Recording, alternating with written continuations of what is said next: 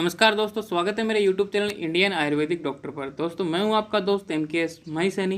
दोस्तों जैसा कि आप सभी को पता है कि हम अष्टांग हृदय में 11th चैप्टर तक के लेक्चर्स वीडियो हम कंप्लीट कर चुके हैं, मतलब हम शॉर्ट नोट से स्टडी कर रहे हैं। तो आज हम 12 अध्याय मतलब 12वें अध्याय की बात करेंगे। उसका नाम है दोष भेदीय। दोष भेदीय मतलब दोषों के भेदों के बारे में इसमें अध्ययन करेंगे। अब देखो इसका शॉर्ट डिस्क्रिप्शन है। इस अध्याय में हम त्रिदोषों के क्रम, 3 दोषों के क्रम के बाद पित्त कफ के क्रम, प्रकोप के कारण, संचय, समन और रोग उत्पत्ति के लिए प्रयुक्त रोग मार्गों का वर्णन किया है।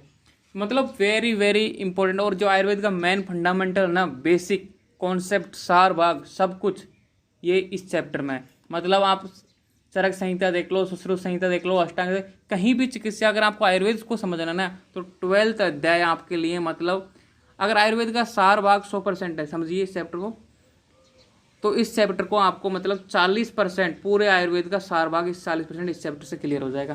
क्योंकि इसके जो कॉन्सेप्ट है इतने क्लियर है, इतने साफ है, इतने यूनिक है, आपको मतलब आयुर्वेद को समझने में एक तरीके से महारत हासिल समझ में आ जाएगा कि अगर इस चैप्टर को आपने सही से समझ लिया।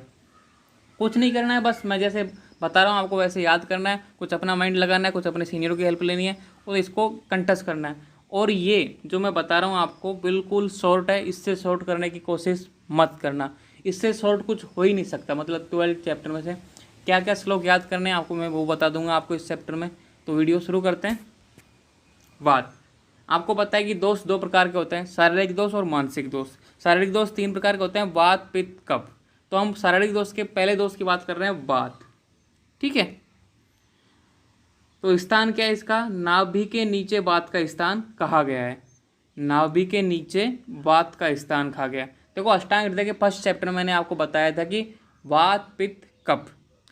कफ शुरुआत में होता है, पित्त मध्य में रहता है और वात लास्ट में रहता है। चाहे वो दिन के हो, चाहे उम्र के हिसाब से हो, चाहे अवस्था हो, किसी भी तरीके से।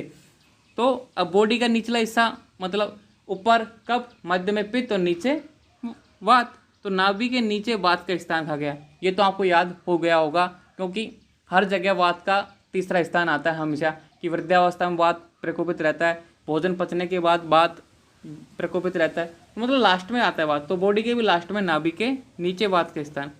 पक्वास्य, कटी, शक्ति, श्रोत्र, अस्थि व त्वचा।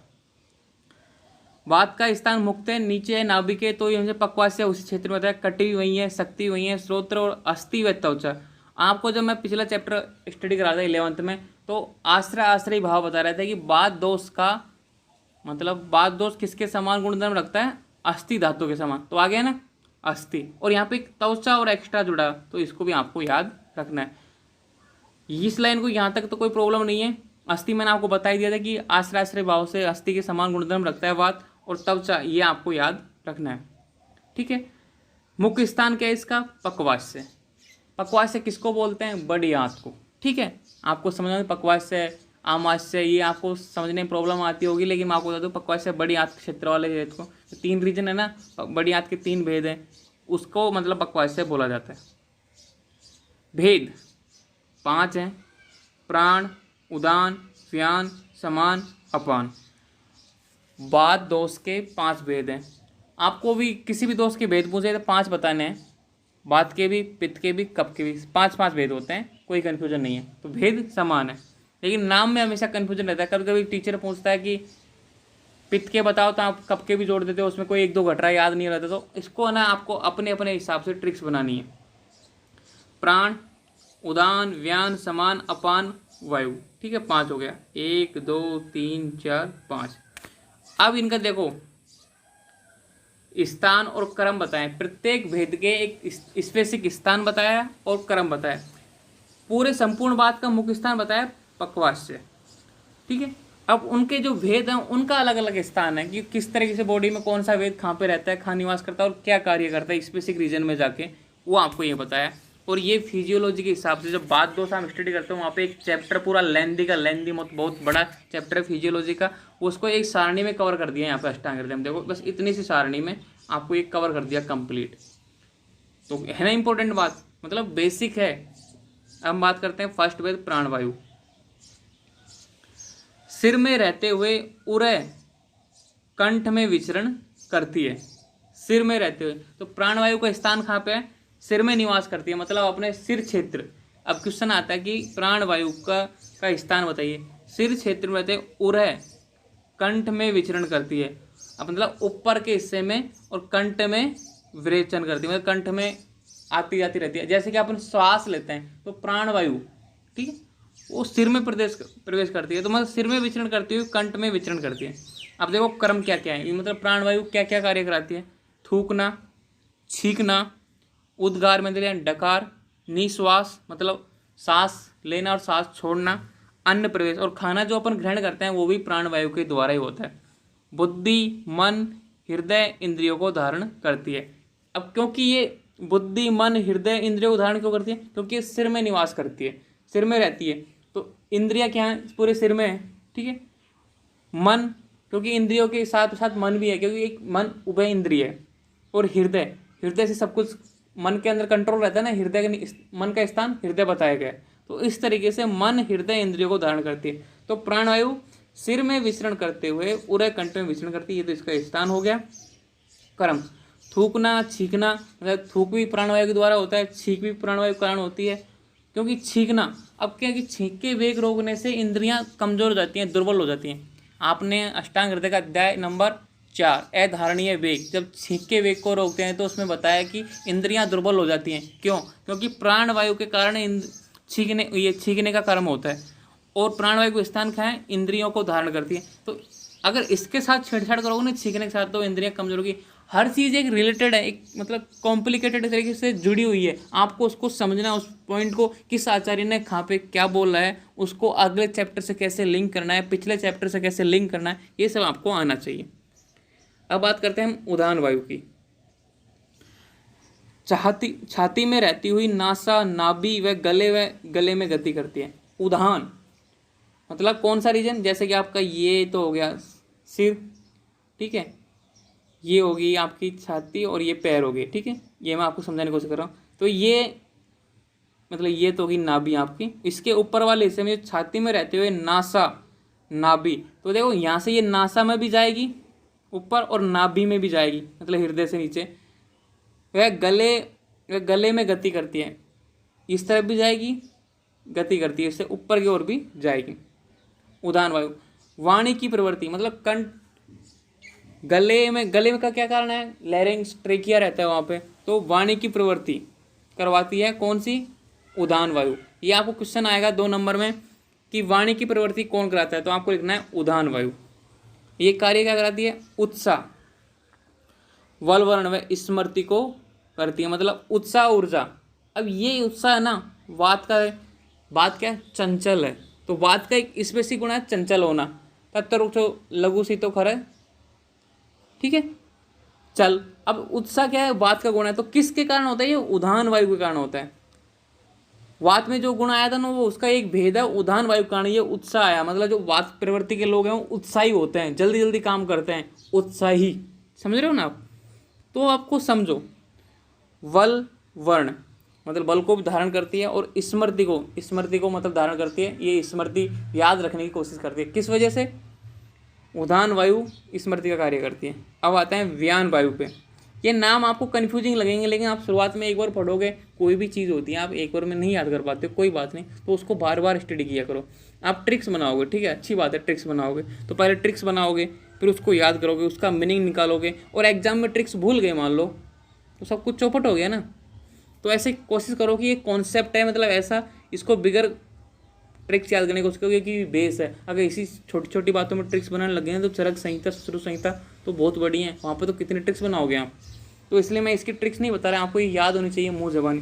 जैसे अपन A, B, C याद रखते हैं, वैसे ये भेदों के नाम तो याद होने ही चाहिए। अब आते हैं हम व्यान वायु पे। हृदय में रहते हुए संपूर्ण शरीर में विचरण करती है, शीघ्र गति करती है।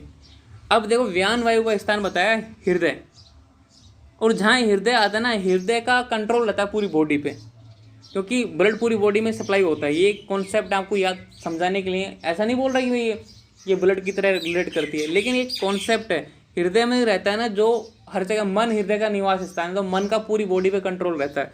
तो ये व्यान वायु का पूरी संपूर्ण शरीर में विचरण करती है हृदय में रहती हुई, और शीघ्र गति करती है, मतलब चंचल, बहुत तेजी से। अब देखो इसका क्या है, गति, उत्क्षेप, अवक्षेप, मतलब गति कराएगी किसी भी, मतलब एकदम से किसी भी रक्त को बहाना है, ठीक है, पोषण जितना ही मिल रहा है उसको चारों तरफ पहुंचाना है। उत्क्षेप, अवक्षेप, उन्मेष, निमेष आदि, मतलब पलकों को खोलना बंद करना, उन्मेष निमेष, और उत्क्षेप अवक्षेप, बॉडी को फैलाना कम करना, मतलब उत्क्षेप और अवक्षेप, ये सब कार्य करते हैं व्यान वायु के। अब आते हैं समान वायु पे। समान वायु अग्नि के समीप रहते हुए कोष्ठ में विचरण रहती है, अग्नि के समीप। अब देखो एक तो होता है अमाश्य और एक होती है पक्वाश्य, उनके दोनों के बीच में होती है पित्त धरा कला। पित्त धरा कला, इसको समझना कॉन्सेप्ट को। अमाश्य और पक्वाश्य के मध्य में पित्त धरा कला होती है, उसको हम छोटी आंत के नाम से जानते हैं मॉडर्न में, और वो पित्त धरा कला होती है। तो ये अग्नि के समीप मतलब रहते हुए कोष्ठ में विचरण करती है। तो जो पित्त धरा कला है ना, उसके समीप, मतलब पित्त कहाँ रहता है, पित्त धरा कला में, तो उसके समीप रहते हुए कोष्ठ में विचरण करती है। तो पित्त धरा कला के समीप कौन से, आमाशय, तो आमाशय में ये क्या करती है, उसके समीप रहती है, ताकि अग्नि को प्रज्वलित कर सके। किसी को जलने के लिए ऑक्सीजन की जरूरत पड़ती है ना, तो एक तरीके से कॉन्सेप्ट है समान वायु। अन्न ग्रहण, पाचन, सार, किट विवेचन। अब ये क्या करती है, अन्न ग्रहण करने में हेल्प करती है। अब पाचन में किस तरीके से, अग्नि को प्रज्वलित करती है, इससे पाचन में हेल्प करती है। और सार, किट विवेचन, जो अग्नि के पाचन के बाद जो भाग बनता है, एक तो अच्छा और एक बुरा, की एक अच्छे से सार भाग से तो बनते हैं धातुओं का, और किट भाग से मल, मैंने पिछले चैप्टर में बताया था, तो उसका विवेचन करती है, मतलब उन दोनों को अलग करती है। एक स्पेसिफिक काम है हर भेद का, ठीक है। अब आते हैं अपान वायु पे। गुदा में रहते हुए श्रोणी, वस्ती, मेहन, उसमें विचर करती है, मतलब गुदा में रहते हुए। अब ये देखो अपान वायु का कार्य क्या है। अपान वायु वाला स्थान गुदा में रहते हुए, तो नाभि से नीचे जो हिस्से हैं, मेड यानी शीर्षण होते हैं, मतलब मेहन यानी शीर्षण, बस्ती, श्रोणी, और जितने भी मतलब नाभि के नीचे जितने भी अंग हैं बॉडी के, उनमें ये अपान वायु रहती है और उसमें विचरण करती है, वहीं पे ये घूमती रहती है। शुक्र, आर्तव, मूत्र, मल, गर्भ को बाहर निकालने का कार्य करती है। अब देखो अपान वायु के मुख्य, अपान वायु अगर विकृत हो जाएगी तो आपका मूत्र भी नहीं निकलेगा, मल भी नहीं निकलेगा, और जो गर्भ है ना, प्रेग्नेंट लेडी को जब प्रसव होता है तो अपान वायु का बहुत महत्वपूर्ण योगदान है, अपान वायु की वजह से गर्भ बाहर आता है। अब आते हैं शुक्र और आर्तव। शुक्र और आर्तव मतलब जो पुरुषों में शुक्र का निष्कासन होता है और स्त्रियों में आर्तव मतलब रज चक्र, तो इन दोनों का भी अपान वायु के कारण ही होता है। तो ये अपान वायु वेरी वेरी इंपॉर्टेंट, जो अपनी अपशिष्ट गैस होती है वो भी अपान वायु के कारण निकलती है। इस तरीके से हमने बात के 5 भेद हैं, प्राण, उदान, व्यान, समान, अपान, तो इनके स्थान और इनके कर्म किए। मैं पित्त भी करा दूँ इसी वीडियो में, लेकिन वीडियो को एडिट करने में प्रॉब्लम होती है, तो इसलिए मैं इसको यहीं पे रोकता हूँ। अगले वीडियो हम पित्त के बारे में स्टार्ट करेंगे। आप चैनल पे बने रहना, अपने दोस्तों के साथ, अपने फ्रेंडों के साथ शेयर ज़रूर करना। Thank you.